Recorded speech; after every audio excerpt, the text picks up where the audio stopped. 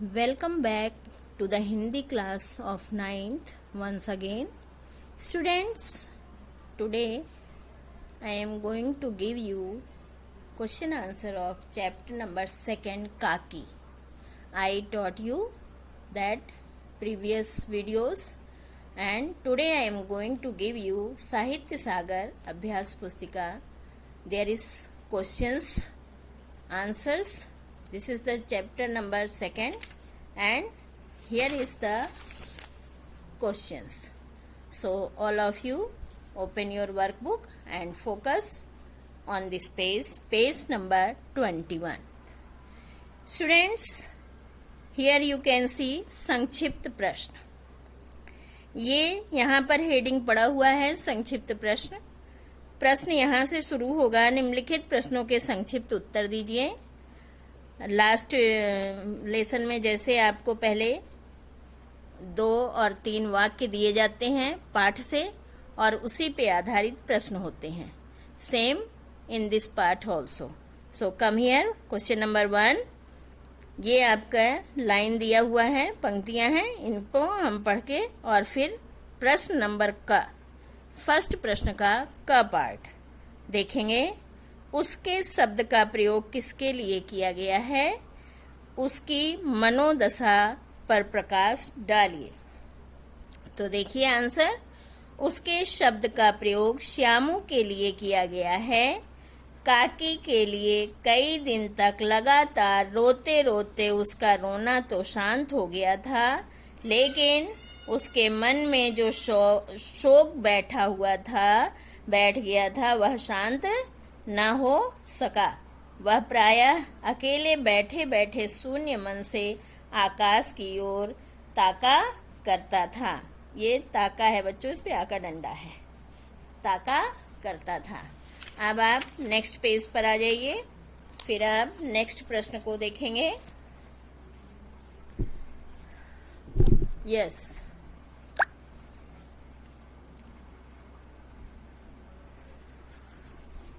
श्यामू को इस सत्य का पता.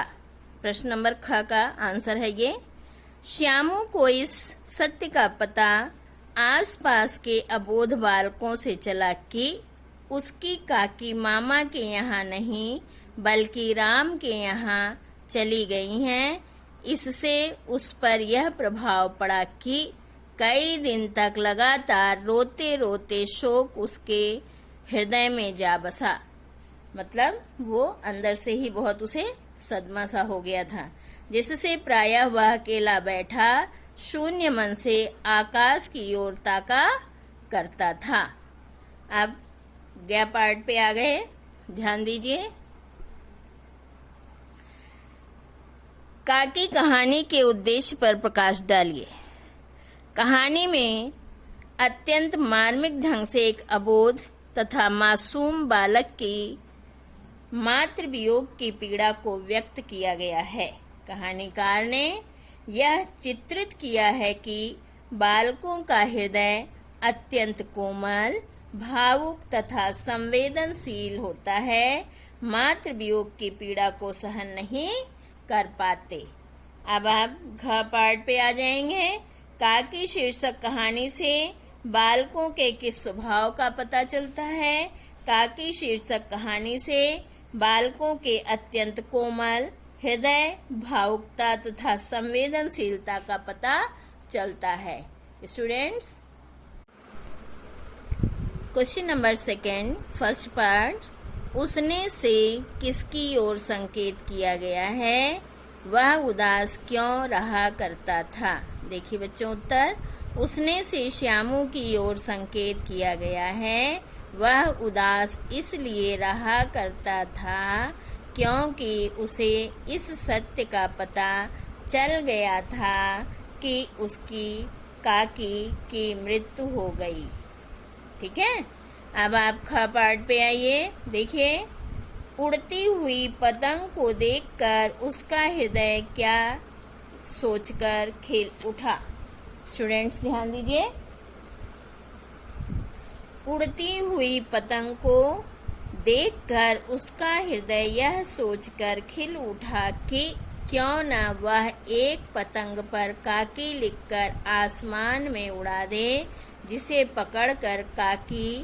पकड़कर उसकी माँ मतलब काकी नीचे उतर आएगी। यहाँ आप ब्रैकेट में काकी डाल सकते हैं, ठीक है। अब आप ग पार्ट पे आ जाइए।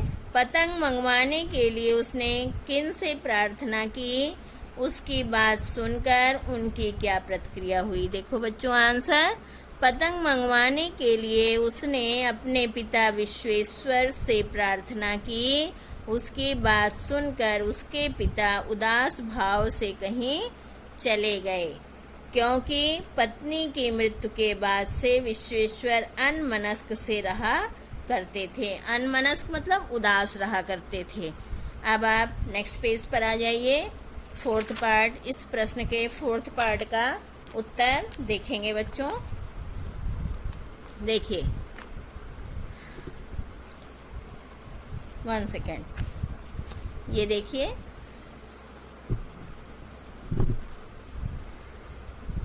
घ पार्ट, पतंग प्राप्त करने के लिए उसने किस उपाय का सहारा लिया और पतंग मंगवाने के लिए किसकी सहायता ली, इसका क्या परिणाम निकला। पतंग प्राप्त करने के लिए उसने अपने पिता के कोट से चवन्नी चुराई और सुखिया दासी के लड़के भोला को देकर उससे पतंग और डोर लाने को कहा। उसका यह परिणाम निकला कि विश्वेश्वर ने श्यामू के 2 तमाचे जड़ दिए और पतंग भी फाड़ दी। क्वेश्चन नंबर 3, थर्ड पे आ गए हम। का पार्ट, वक्ता और श्रोता कौन कौन हैं, दोनों का परिचय दीजिए। वक्ता श्यामू है और श्रोता कामवाली का बेटा भोला है, ठीक है।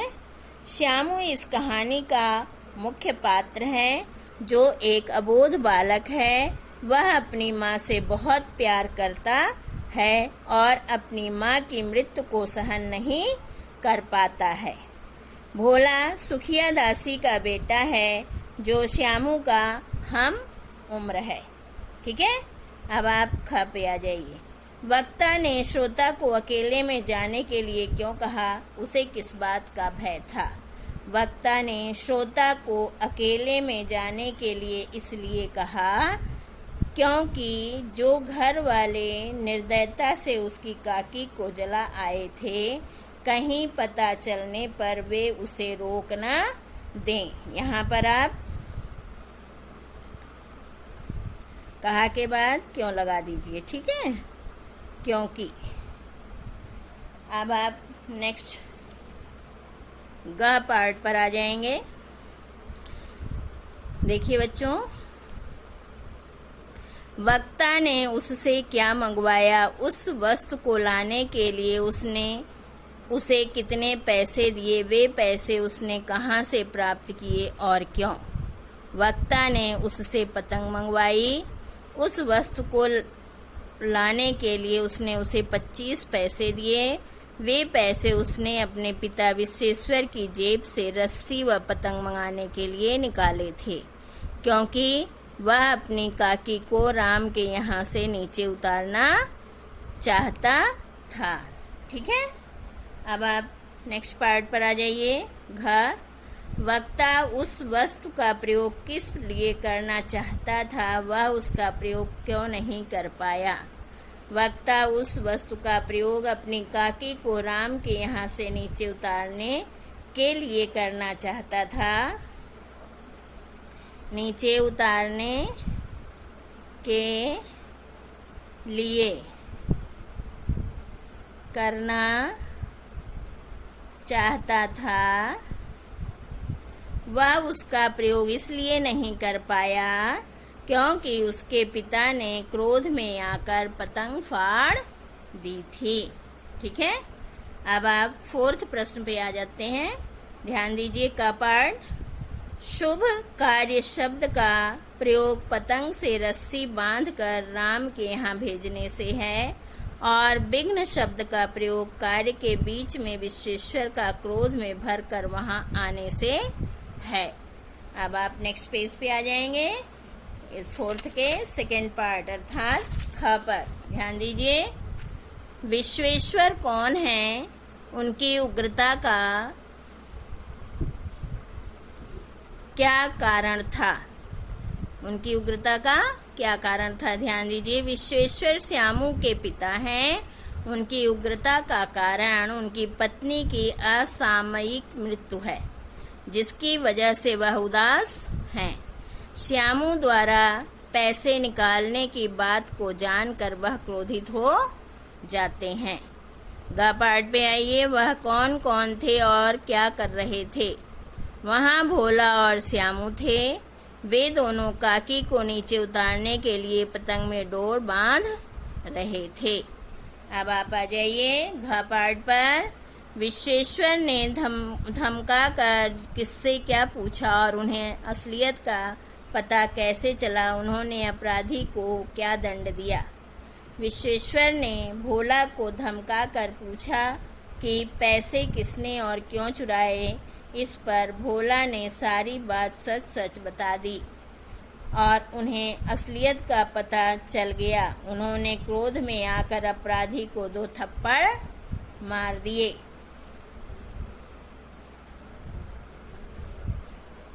नेक्स्ट पेज पे पहुंच जाइए। यहाँ पर अब आपका 5th क्वेश्चन का फर्स्ट पार्ट आता है।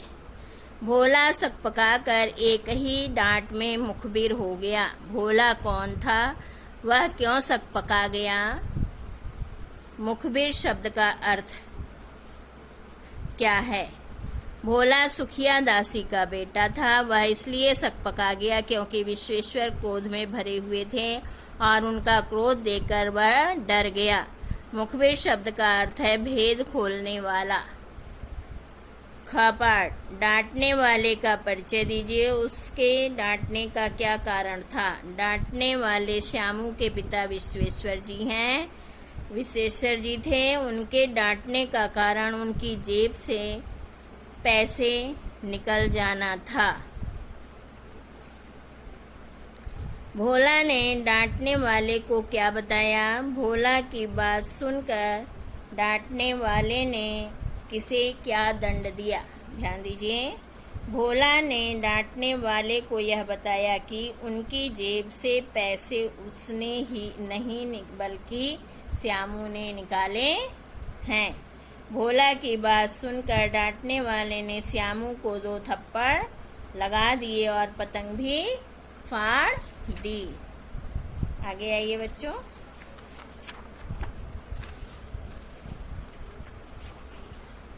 घ पार्ट 5th का ध्यान दीजिए। भोला की बात सुनकर डांटने वाले की क्या मनोदशा हुई?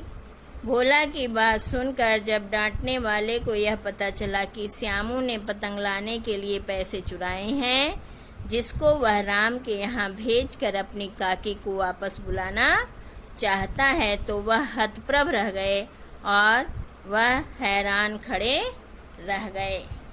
ठीक है, ये आपका साहित्य सागर का प्रश्न उत्तर हो गया। सेकंड चैप्टर का प्रश्न उत्तर हमने आपको करा दिया बच्चों। अब हम आपको इसी वीडियो में आपका हॉलीडे होमवर्क देंगे और आप साहित्य सागर सेकंड चैप्टर का की आप कर डालेंगे। ठीक है, काकी चैप्टर का भी हमने आपको बताया है। इसके क्वेश्चन आंसर आप कंप्लीट कर डालेंगे और हम अब आपको इसका हॉलीडे होमवर्क देंगे और इस वीडियो के बाद आपकी हॉलीडेज, जून में हॉलीडेज रहेंगी, छुट्टियां हो जाएंगी और उन छुट्टियों में आप ये अपना होमवर्क अच्छे से कर डालिएगा। फिर जुलाई में स्कूल खुलना या ऑनलाइन पढ़ाई ये बाद में आपको पता चलेगा। ठीक है, तो देखिए ये आपका हॉलीडे होमवर्क।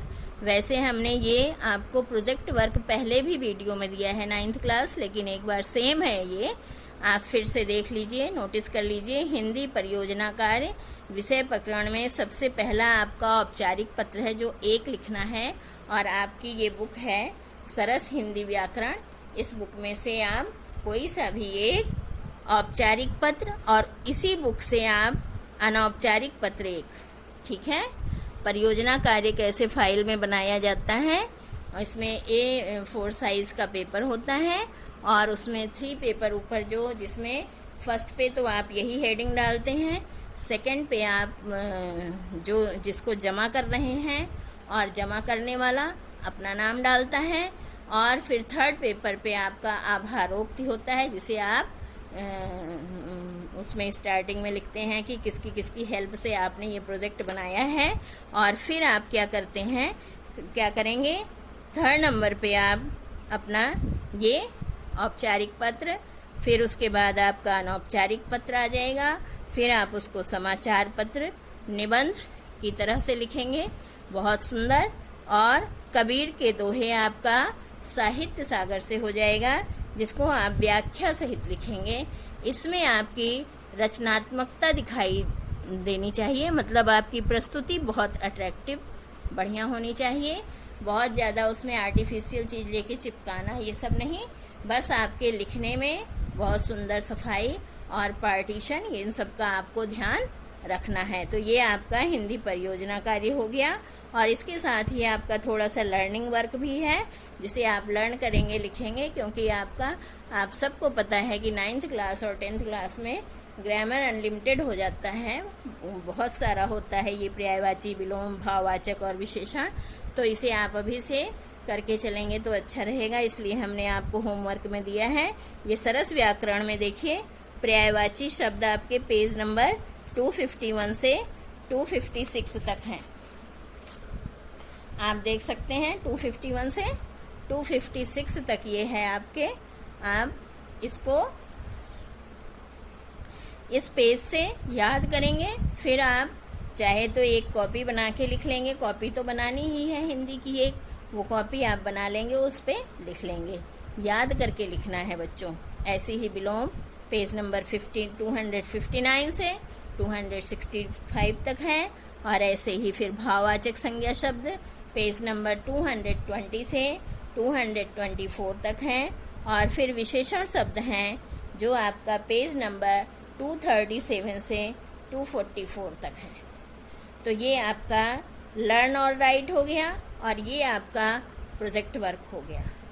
और 1 महीने की आपकी पूरी जून छुट्टियां हैं, उसमें आप इसको बहुत सुंदर अच्छे ढंग से प्रस्तुति बना डालिए। ये आपके जो प्रोजेक्ट वर्क होता है, इसमें आपके मार्क भी होते हैं जो आपके एग्ज़ाम में इंक्लूड होते हैं, ठीक है। अब हम आपको बता दें, जो अभी हमने आपको काकी चैप्टर का प्रश्न उत्तर दिया है, उसे भी आप वर्कबुक में पूरा कर लेंगे। और बच्चों, आपका पद्य विभाग का जो 2 लेसन है, साखी वाला कबीर के दोहे, और दूसरा लेसन वो है कुंडलियाँ गिरधर कविराय का, उन दोनों के प्रश्न उत्तर हमने आपको पहले भी वीडियो में बताया था कि आप लोग उसमें जो व्याख्या है उसकी सहायता से अगर लिख सकते हैं तो बहुत अच्छी बात है। अदरवाइज आफ्टर हॉलीडेज जो नेक्स्ट वीडियो होगा या क्लास होगी, जैसे भी होगा, हम उनके भी उत्तर आपको देंगे। Happy holidays and thank you. Stay home and stay safe. Okay, all the best.